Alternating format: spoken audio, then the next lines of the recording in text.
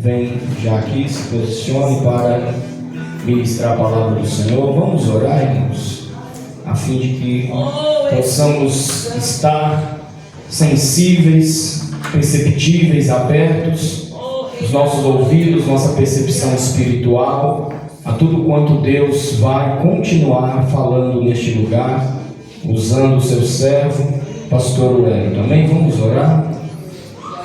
Senhor Deus Altíssimo, poderoso, Senhor, eis-nos aqui, ó Pai, para que ouçamos a Tua voz, a Tua palavra.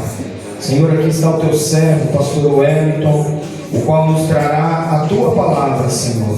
Senhor, usa ele para o louvor do Teu nome. Senhor, que ele fale tudo quanto o Senhor quer que ele fale, tudo quanto o Senhor pôs no seu coração, ó Pai. E que nós estejamos com os ouvidos e a percepção espiritual aguçada, aberta, para que ouçamos a Tua voz, no nome de Jesus. Amém. Glória a Deus. Aleluia a Deus. Glória a Deus. Saúde a cada um e a todos com a paz do Senhor Jesus. Amém. Hoje já eu quero agradecer a Deus mais uma oportunidade de fazer a exposição da palavra dele. Agradecer pastor Hernandes, pastor Cíntia, por nos conceder a tribuna, agradecer a presença de cada um. Me acompanha a minha esposa, que dá credibilidade ao meu ministério. Onde eu estou, minha esposa está comigo. Me acompanha minha filha e o diácono Ari, que veio lá do Cangaíba para adorar o Senhor junto conosco. Amém? O Senhor colocou a palavra no meu coração. Está aqui no livro de Marcos, capítulo 5, versículo 25. Quero agradecer, aleluia, a presença do Cleber, sua esposa, um amigo de longa data. E hoje o Senhor preparou essa noite para que nós estivéssemos aqui reunidos. Aleluia, Deus! Para adorar o nome santo do Senhor. Marcos capítulo 5, versículo 25. E uma certa mulher, vítima de um fluxo de sangue, havia 12 anos, e tinha sofrido muitas coisas de muitos médicos, e tinha gasto tudo o que ela tinha, e não havia melhorado, mas antes cada vez pior.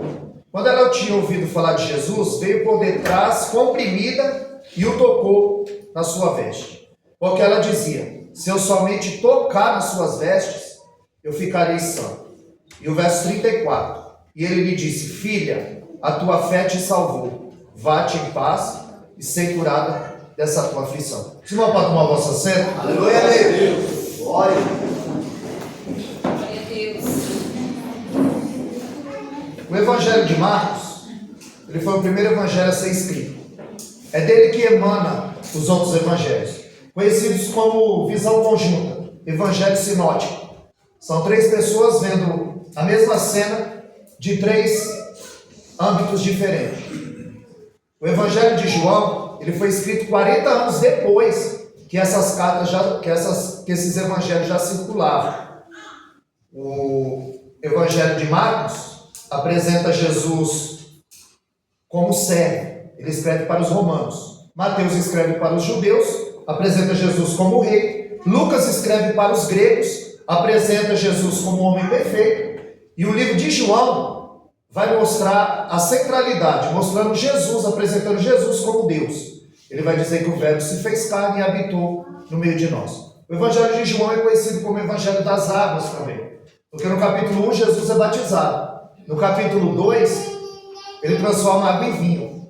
No capítulo 3, ele diz que é necessário nascer da água. No capítulo 4, ele diz que tem água viva para nos dar.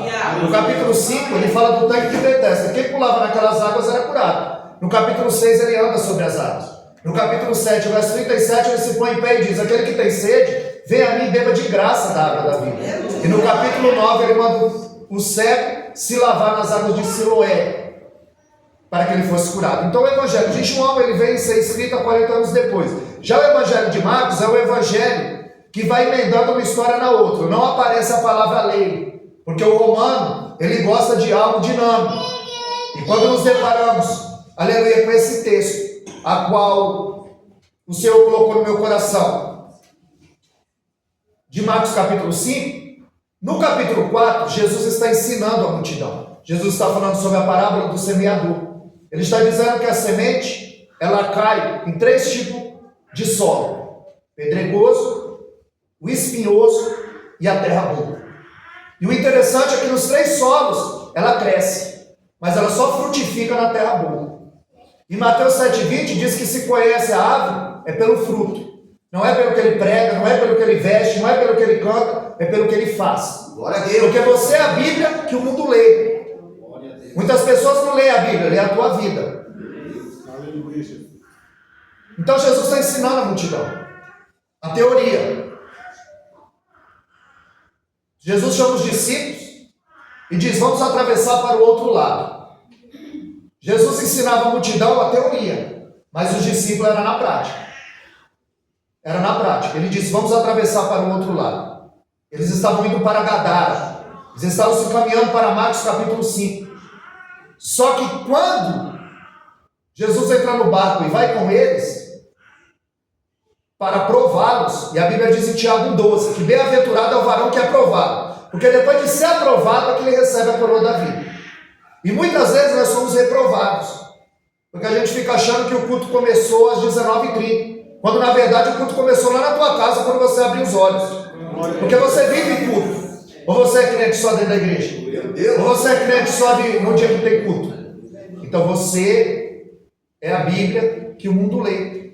E Jesus, para a multidão, Jesus dá pão e peixe. Mas na ceia ele seleciona. Eu quero te dizer nessa noite que você foi selecionado. Ele aceitou. Que esse culto já estava marcado na agenda dele há anos. E ele sabia que você estaria aqui. Bíblia diz no Salmo 139, o verso 16, que ele escreveu no seu livro todos os nossos dias, e agora nós precisamos vivê-los. Aleluia, Deus. Pão e peixe ele dá para a multidão, mas a ceia ele seleciona. Tem hora que Deus seleciona, tem hora que Deus ele quer tratar diferente. E eu falo isso com propriedade. Ontem nós estivemos pregando lá em Guaianazes, e ali também um casal convidado, pastor Fernandes, louvar, a família cheia, o carro estava cheio, a família. Quando eles estavam indo à igreja, saiu uma confusão, não deixou o carro passar, as mulheres se apavoraram e voltaram para casa. O pastor presidente da nossa igreja ia, no meio do caminho houve um problema insolúvel, ele teve que retornar. E o diácono Ari, que foi louvar ontem, quando ele foi pegar o carro não tinha gasolina. E a filha dele, que há tempos não ia à casa dele, disse: pai, você vai para a igreja? Eu vim aqui, não vai não. Então é muito impedimento para você não chegar na casa do Senhor. É muita luta, porque as pessoas ficam pensando que vida com Deus é parque de diversão. Não é batalha espiritual. É forte. É como o pastor Hernandes disse aqui, já tem uma estrutura montada no espiritual para materializar. Primeiro está acontecendo no espiritual. Foi isso que aconteceu com Sansão. Quando os inimigos o arrancaram, o capturaram, vazaram seus olhos. Só trouxe à tona aquilo que já estava acontecendo no espiritual, porque ele já estava cego espiritualmente faz tempo. Então aquilo foi materializado na vida dele. Então você é vencedor. E o que eu quero dizer com isso? Que Jesus persuadiu os discípulos: vamos passar para o outro lado. Eles estão indo para Gadara. Só que a Bíblia diz que no meio dessa caminhada levantou-se uma grande tempestade. E a Bíblia diz que Jesus dormia na ponta do barco.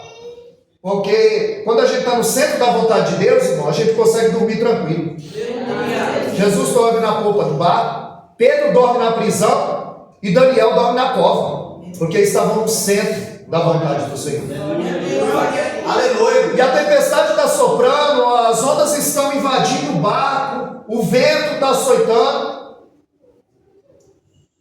Jesus está dormindo. O que acordou Jesus foram os gritos dos discípulos: Senhor, não importa que pereçamos.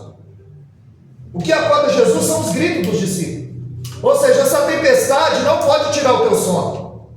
Aquilo que está vindo e ter vindo sobre a sua vida não pode tirar o teu sono, porque você está no centro da vontade do Senhor. Aleluia. E Ele está cuidando, aleluia, de cada um. Em Zacarias 2,8, a Bíblia diz que nós somos a menina dos olhos do Senhor. Aleluia. Que quando a Bíblia diz em Tiago 4,5 que o Espírito que habita em vós tem ciúmes, esse ciúme não é o nosso humano. Esse ciúme no grego é o zelo, é cuidado. Deus, ele tem um cuidado com a vida de cada um. Até aqui o Senhor tem nos ajudado. Até aqui o Senhor tem nos guardado. Salmo 20, o verso 8 diz que o encurvo se cai, mas nós levantamos e estamos de pé na presença de Deus. E quando Jesus acorda, ele vai direto na causa. Porque o que estava causando a tempestade? O vento. Quando ele acalma o vento, aquieta-te, vento. O mar se acalma. Jesus, ele pode ir na causa que está te afligindo nessa noite. Aleluia. Ele pode ir no ponto nefrálgico, na causa, para não ter efeito. Então, quando Jesus acorda, ele bota a tempestade para dormir. Porque ele é Deus, e fora dele não há. E os discípulos dizem: quem é esse que até o vento e o mar lhe obedecem? Eles estavam conhecendo de forma gradativa. Quando, num outro momento, os discípulos vão atravessar, a Bíblia diz que a tempestade começa a açoitar novamente o barco. E Jesus, ele vem andando por cima das águas. Ele estava dizendo: aquilo que bota medo em você está debaixo dos meus pés. Aquilo que bota medo em você está sobre o meu domínio. Então a gente vê muitas pessoas prontas a criticar, mas para ajudar são poucas.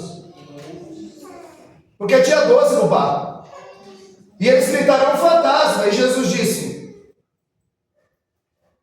sou eu, não tem mais. Pedro disse: é tu mesmo, manda eu ir ter contigo. Ele: vem, camarada. Tinha 12, mas só Pedro desceu do barco.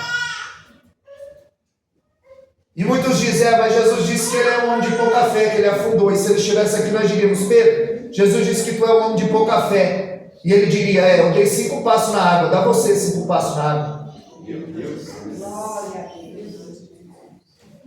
Jesus os colocou naquela tempestade, pastor. Ele disse: vamos para o outro lado. Foi Jesus quem os colocou naquele problema. Quando Deus deu uma ordem para Jonas e para Nínive, ele vai para Tarsis. Ali foi Jonas que se colocou na tempestade. Jonas se colocou na tempestade e Jesus colocou os discípulos na tempestade. Então, os discípulos enfrentam uma tempestade por causa da obediência, e Jonas enfrenta uma tempestade por causa da sua desobediência. Ou seja, a tempestade ela vai vir de qualquer jeito. Basta saber em qual posição você está: debaixo de uma obediência ou debaixo de uma desobediência. Porque a tempestade ela vai vir sobre a vida de todos. E nós precisamos estar preparados para esse momento. Então Jesus estava ensinando na prática para os discípulos o que era viver com Cristo, o que é ter uma vida de retidão, o que é fazer a obra do Senhor. Sabemos que quando ele chega em Gadara, a Bíblia diz que ali havia um homem, que havia uma legião de demônios sobre a vida dele. Ele se cortava, ele andava nu, ele era algemado, ele andava nos sepulcros. E a Bíblia diz que quando Jesus chega, aqueles demônios se prostram diante do Senhor e dizem: o que tenho eu contigo, Jesus de Nazaré? Vieste nos atormentar antes do tempo? Porque em Mateus 7,23, a Bíblia diz: naquele dia, nota que há um dia, o dia está a caminho, o dia vem, e todos nós vamos prestar conta da nossa mordomia, como está em Lucas 16:2. Ele vai nos dizer: dá conta da tua mordomia.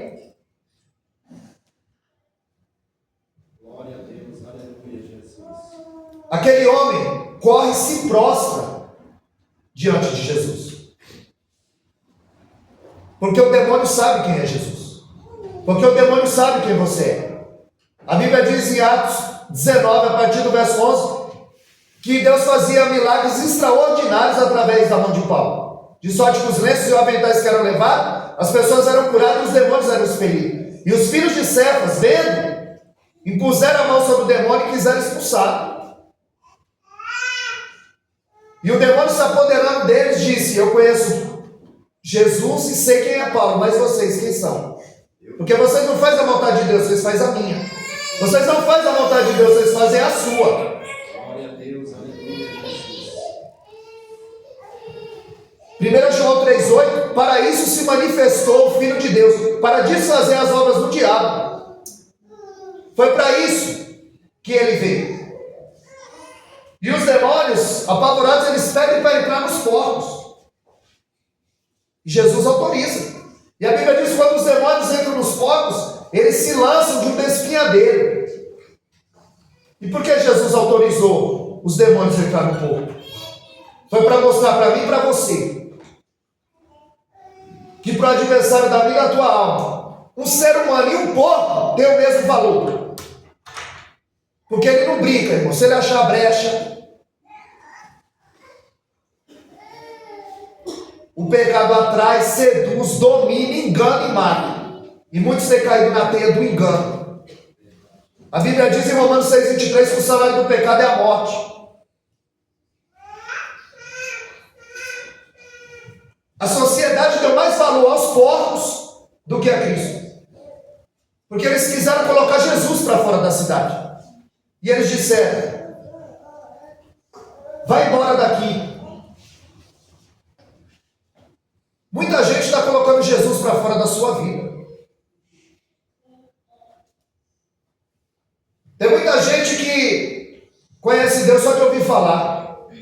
Em Jó 42,5, ele diz: só de ouvir falar eu te conhecia, mas agora te veem os meus olhos. As pessoas só conhecem a Deus de 3 maneiras: através da palavra, através da oração e através da dor. Mais pessoas vão a Jesus na dor do que na alegria. A Bíblia diz em Marcos 5,15 que ele estava em perfeito juízo. Ele, que era o mensageiro da morte, agora passou a ser o mensageiro da vida. Ele queria seguir a Jesus. Jesus disse: não, volta para os teus e anuncia o que Deus fez na tua vida. Ali houve uma conversão, houve uma mudança de vida. Porque a conversão, ela te tira da lama, mas a lama só sai com santificação, com jejum, com oração, com busca. Amaram mais a criatura do que o Criador. Os demônios reconheceram a autoridade de Jesus e se prostraram. E os homens daquela cidade quiseram colocar Jesus para fora daquela cidade. É muita gente dando valor às coisas supérfluas e Jesus vai ficando de lado. Para Jesus só sobra a cruz. No tempo do Império Romano, quando aquelas pessoas, os soldados romanos chegavam e diriam: César é o seu Quírios? César é o seu senhor? Se eles dissessem não, ganhava uma cova cheia de leão, ganhava uma forca, cisterna. Mas hoje é troféu. O que sai com menos sai com 2. Cantor do ano e busca a revelação. E para Jesus só sobrou a cruz. Só a cruz para Jesus. Porque agora o evangelho virou barganha. O pessoal está pensando que a igreja é cassino. Para entrar pobre e sair rico.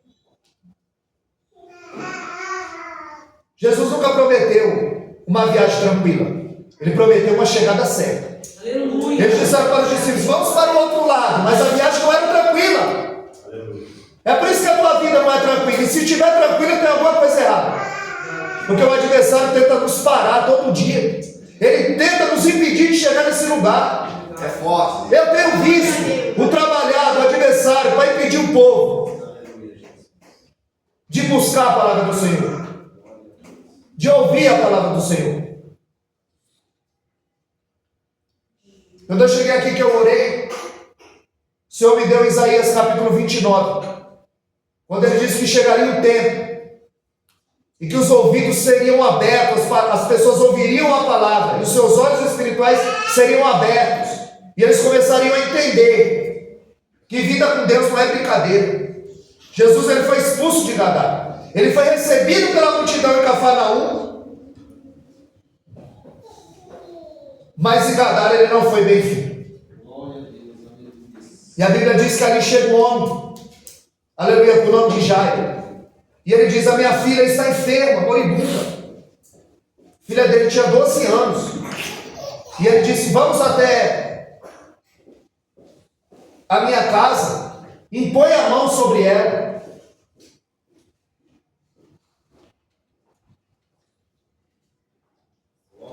E a multidão apertava a Jesus. Porque onde Jesus estava, uma multidão seguia.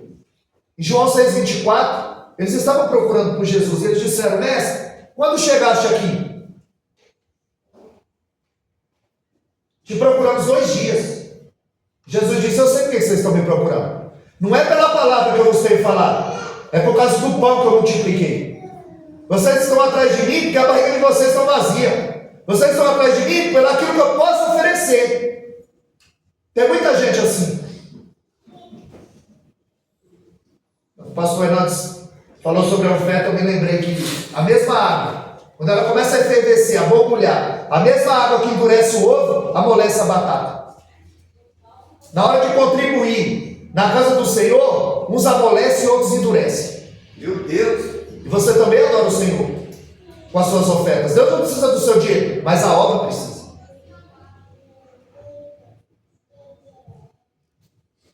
E Jairo, ele está dizendo: olha, vamos até a minha casa e põe a mão sobre a minha filha. E a multidão o apertava. Jesus tinha uma palavra dura para a multidão.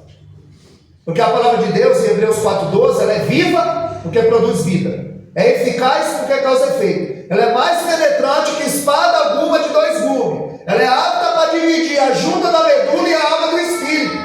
Aonde o bisturi do médico não chega, essa palavra chega. E a palavra é comparada com espada e espada afiada.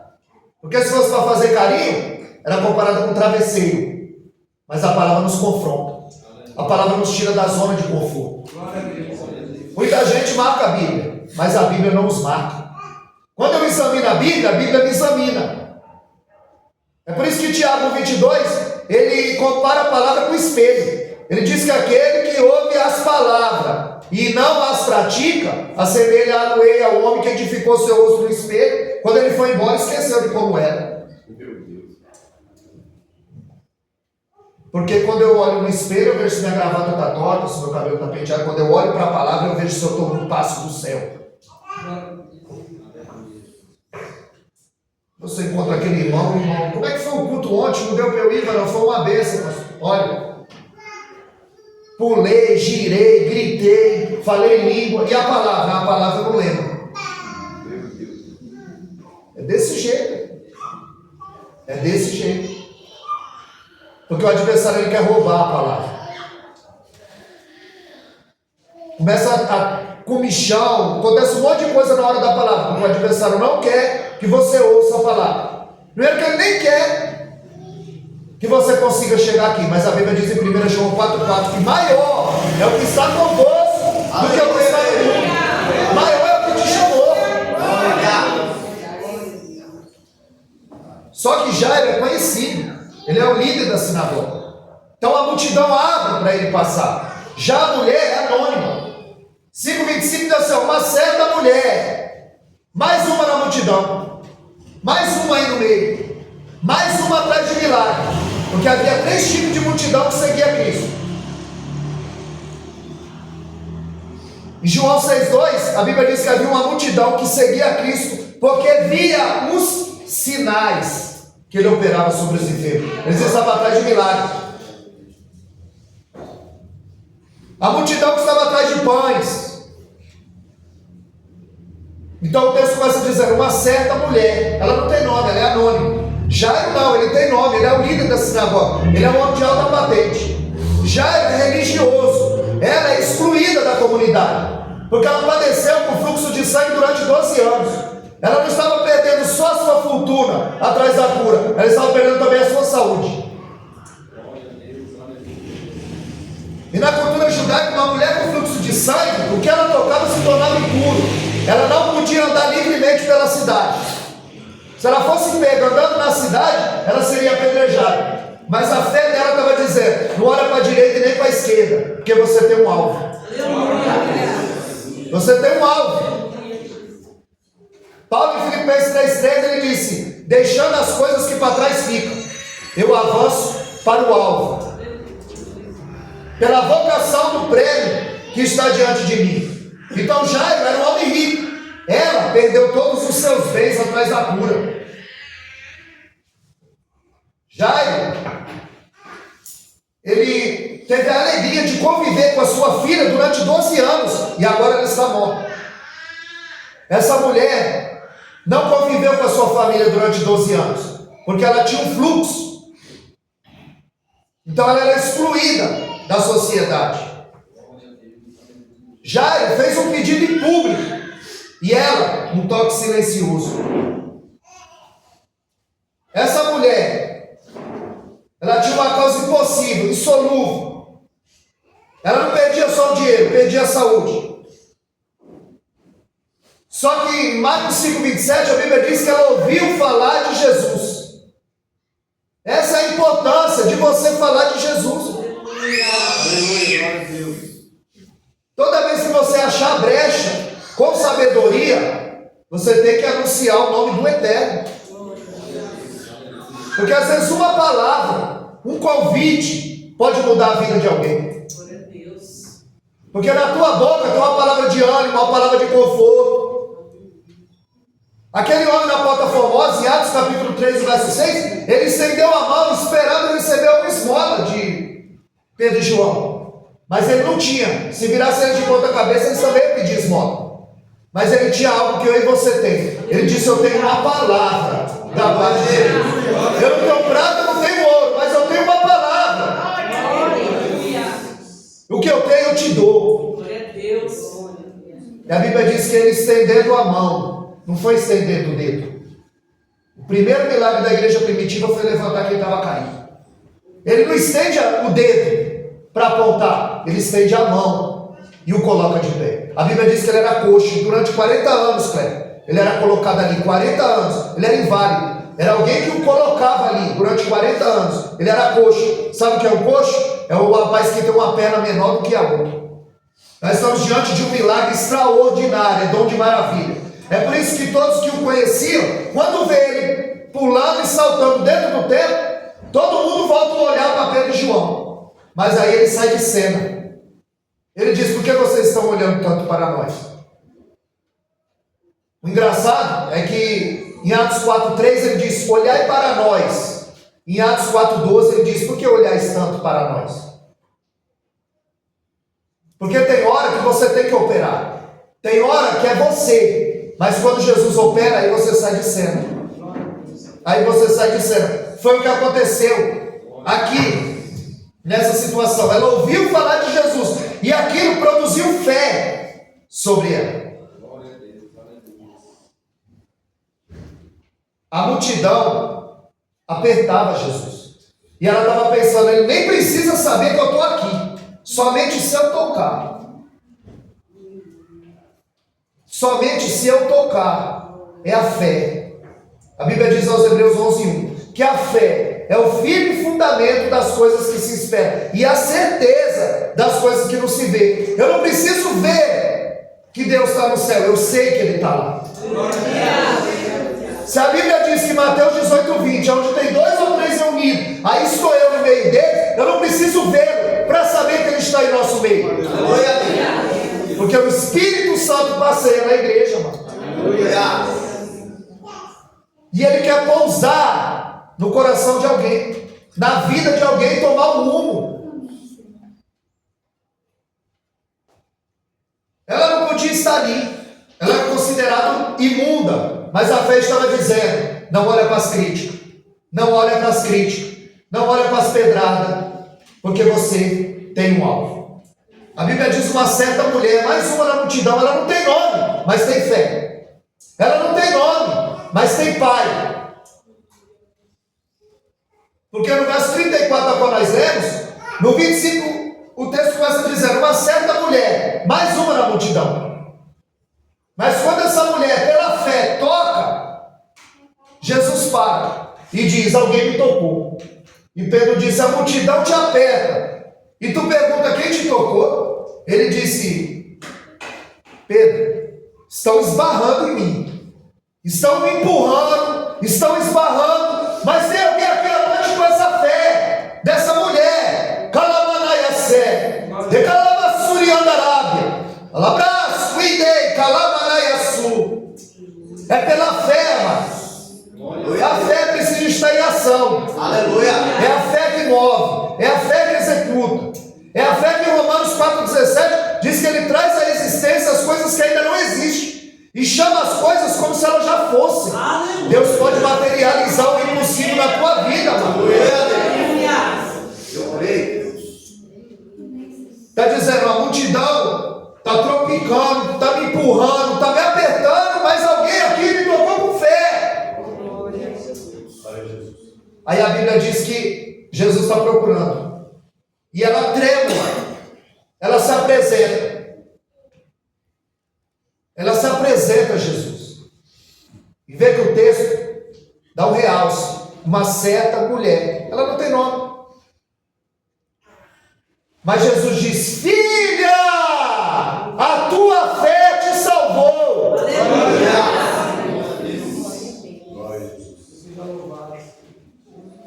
Porque tem coisa que é com a fé. Ela gastou todos os seus bens. Ela bateu em várias portas erradas. Como a mulher samaritana. Quando Jesus está naquele poço, e aquela mulher chega, João capítulo 4, Jesus viu que a sede daquela mulher não era de água. Ele disse, chama o teu marido e vem cá. E ela disse, eu não tenho marido. Ele disse, disseste bem, porque tu teve 5 e o que tu vive agora não é o teu marido. Jesus viu que a sede dela era de felicidade, era de ser feliz. Teve 5 casamentos, o que ela vivia agora não era o marido dela. E Jesus tem aquilo que mata a minha e a tua sede nessa noite. Aleluia. Tem aquilo que aquece o meu e o teu coração, que preenche o vazio da alma. Eclesiastes capítulo 2, Salomão procurou a felicidade no dinheiro, na fama, nas mulheres, no vinho, na bebida. Ele plantou, edificou, ele construiu, derrubou, teve servos, tudo aquilo que a alma humana almeja ele teve. Ele bebeu todas as taças dos prazeres que esse mundo pode oferecer. Tudo que os olhos dele quis, ele teve. E ele viu que tudo era bolha de sabão, neblina. Que o fim de todo homem é temer a Deus e dar glória ao Senhor. Esse é o dever de todo homem, amado. Porque os dias são maus. E qualquer hora o Senhor pode nos chamar para comparecer no tribunal. Segundo aos Coríntios 5,10. Todos nós compareceremos ao tribunal de Cristo para prestar conta do que fizemos por meio do corpo. Quer seja bom, quer seja mal. Não somos mais inocentes. Só que ainda ele é advogado. Mas naquele dia ele vai ser o juiz.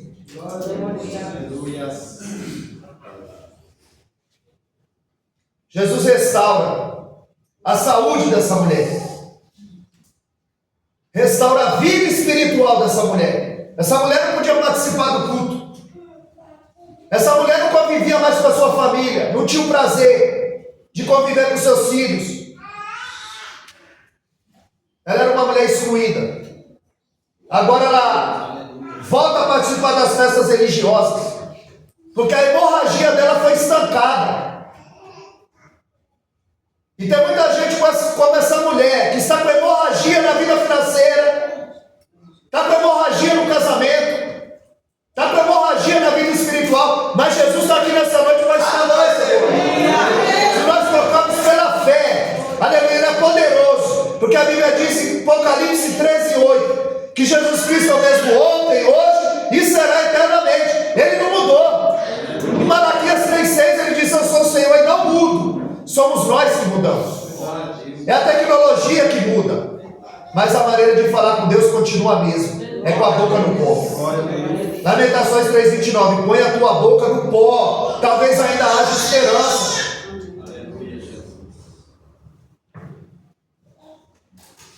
Agora Jairo, o pai da menina, ele vai começar a viver o inferno. Ele tinha pressa. A filha dela está morta, a filha dele está morta. E ele, vamos Jesus, vamos. A multidão aperta, Jesus para curar essa mulher.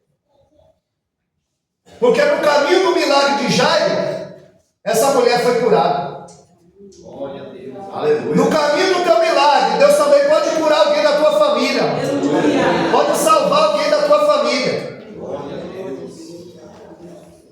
Só que quando Jairo vai levando Jesus para sua casa, alguém chega e diz: não atormentes mais o mestre, porque a tua filha está morta. Já era. Mas Jesus olha para ele e diz: não temas, crê somente. Crê somente. E muitas vezes nós tememos diante das adversidades, diante dessas tempestades. Jesus está dizendo: não temas, crê somente. Pastor Hernandes leu aqui. Quando Jesus chegou em Betânia, Lázaro estava sepultado há 4 dias. Por que no quarto? Porque para o judeu, até o terceiro dia, por isso é que o corpo é embalsamado, perfumado, aquelas mulheres vão com especialistas. Porque até o terceiro dia, o judeu acha que o espírito fica ali, ó, e ele pode voltar para o corpo. É por isso que Jesus chega no quarto. É quando eles dizem: não tem mais jeito. Jesus só chega quando eles dizem: não tem mais jeito, para provar que ele é. Marta disse: se o senhor estivesse aqui, meu irmão não teria morrido. Está dizendo: Jesus não está atrasado. Mas Jesus nunca deu uma carreira no ministério e nunca chegou atrasado na vida de ninguém. Não é na tua vida que ele vai chegar atrasado. Ele vai chegar na hora certa. No tempo certo ele te resgata, ele te atrai. Jeremias 31:3. Com amor eterno eu te amei e com benignidade eu te atraí. Glória a Jesus. Glória a Deus. Aleluia, Jesus.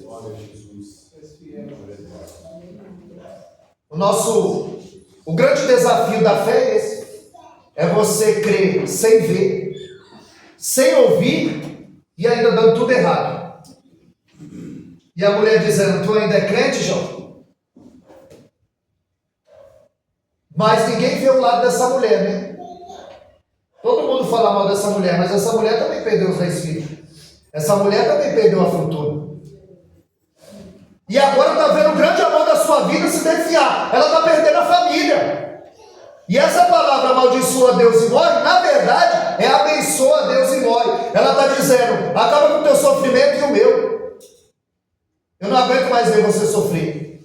O grande amor da vida dela está sofrendo. Que às vezes quando o filho nosso está doente, a gente prefere que fôssemos nós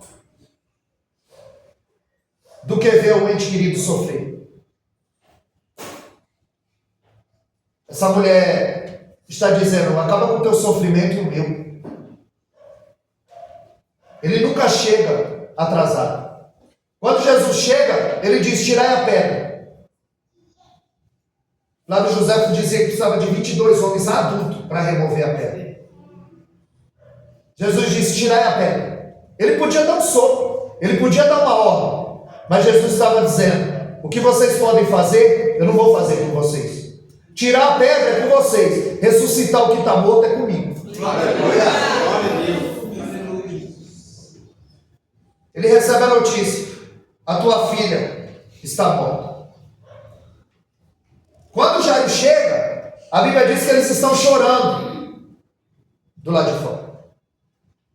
E Jesus disse: ela dorme. Aí a Bíblia diz que eles começaram a rir. Eles estavam chorando. Mas quando Jesus disse: ela dorme, os mesmos que estavam chorando começaram a rir. Irmão, tem muito choro disfarçado de riso. Porque o teu amigo não é quem está no velório na hora difícil. O teu amigo é quem se alegra com a tua vitória. É difícil se alegrar com a vitória do outro.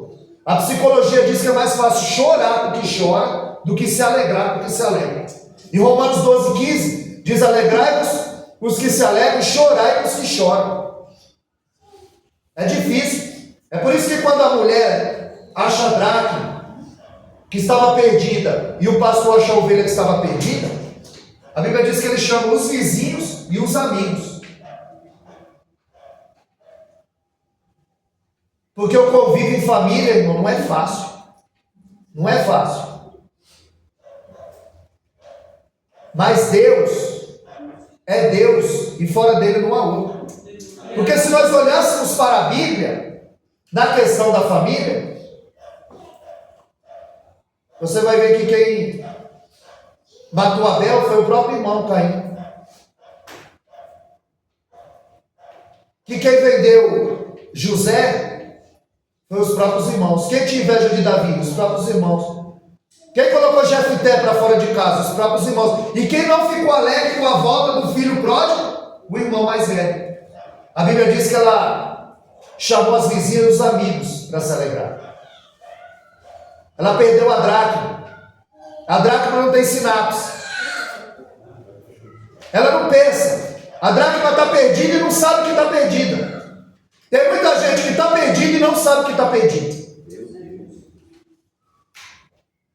A Bíblia diz que quando ela vai procurar a dracma, a primeira coisa que ela faz, ela acende a candeia, a luz. E quando ela acende a luz, sabe o que ela vê? Que a casa está suja. Porque a Bíblia diz que ela vai diligentemente.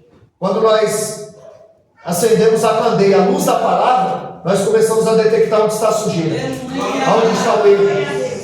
Em Gênesis 26, 18, a Bíblia diz que Isaac vai passando e vai ver os poços que foram entulhados pelo seu pai. O seu pai Abraão abriu poços e os inimigos entulharam os poços. E ele vai passando e vai vendo aqueles poços entulhados. A Bíblia diz que ele sabia que lá embaixo tinha água viva, água em profusão.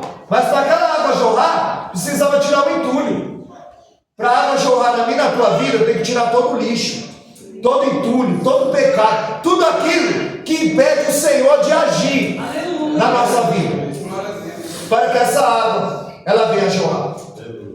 A Bíblia diz que, para encerrar, a Bíblia diz que Jesus coloca todo mundo para fora, entra com Pedro, Tiago, João e os pais, Jairo e a esposa. E quando eles estão todos reunidos, Jesus pega na mão da menina e disse: Tabita cume, ou seja, menina, te digo, levanta. E quando ela levanta, Jesus disse: não conta para ninguém. Mas já estava tendo velório. E Jesus disse: não conta para ninguém. A mulher padecia por 12 anos o fluxo. E essa menina que estava morta também tinha 12 anos. A mulher é curada e a menina é ressuscitada. A mulher de 12 anos com fluxo, doente, sofrendo, é uma geração que Deus cura. E a menina ressuscitada de 12 anos é uma geração que Deus levanta. A nossa geração está sendo levantada, mas precisa ser uma geração curada. Tem muita gente perdida e não sabe que está perdido. Aí o irmão falou para mim, pastor Fernandes: você vai para a marcha para Jesus? Eu falei: não, eu estou marchando faz tempo. Mas agora determinaram um dia para marchar. Você tem que marchar todo dia no jejum. Você tem que marchar na oração. Você tem que marchar na igreja, na comunhão. Porque agora, final de semana que vem, agora é a parada. Se é Deus, seguimos. Se é Baal, seguimos. O mundo está desse jeito. Os dias são maus, as pessoas estão desapercebidas. Jesus disse: não conta para ninguém. Ali houve 3 milagres. Em Marcos capítulo 5, o gadareno, uma conversão. Ali houve uma conversão. Ele ficou em perfeito estado, queria seguir Jesus. Jesus disse: vai e anuncia o que Deus fez por ti. Uma conversão. Ali houve uma cura. A mulher do fluxo de sangue, ela foi curada. E ali houve uma ressurreição. A menina foi ressuscitada. E se nós perguntássemos qual dos 3 é o maior milagre? A cura, a ressurreição do morto ou a conversão de uma pessoa? Não se enganem, porque a cura pode adoecer de novo. A ressurreição vai morrer de novo. Só tem festa no céu, como está em Lucas 15:7, é quando uma alma reconhece o seu estado de perdido. É aí que tem festa no céu. Em Lucas 15:10 por uma alma que se converte. Deus fiel, aleluia. Então, tanto Lucas 7, como Marcos 5 e Atos 9, pode prestar atenção, leia lá, Lucas 7, Atos 9 e Marcos 5, nos três textos, tem cura, tem conversão e tem ressurreição. Mas o maior dos três, irmão, é a conversão. Quando alguém ressuscita, não tem festa no céu, porque vai morrer de novo. Quando alguém é curado, não tem festa no céu, porque vai adoecer de outra coisa. Mas quando uma alma se converte ao Senhor, a Bíblia diz que é encoberto uma multidão de pecados. Então que nós possamos ficar com essa palavra. Que Deus possa continuar nos abençoando de uma forma especial, abrindo nossos olhos, nossos ouvidos espirituais. Amém, amados? Amém. O Senhor agradece a oportunidade, as palmas de agradecimento.